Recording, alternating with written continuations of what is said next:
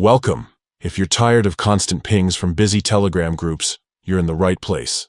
Today, I'll show you the easiest way to mute group notifications on Telegram, so you can enjoy some peace and quiet, without missing out on important updates when you're ready to check back in. Let's get started.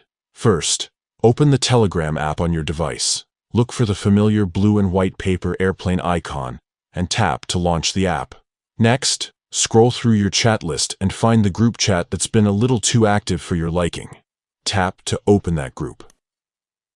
At the top of the group chat screen, you'll see the group's picture or name. Tap on it. This will take you to the group's profile page, where you can see all the details about the group, its members, and settings. Now, look for the notifications section. Here, you'll notice a switch or toggle labeled Notifications. To mute the group, simply toggle this switch off. Once you do, Telegram will stop sending you notifications for new messages in this group. You'll still be able to read all the messages whenever you want, but your phone won't buzz or light up every time someone posts. If you ever change your mind and want to start receiving notifications again, just follow these same steps and toggle the notification switch back on. It's that simple.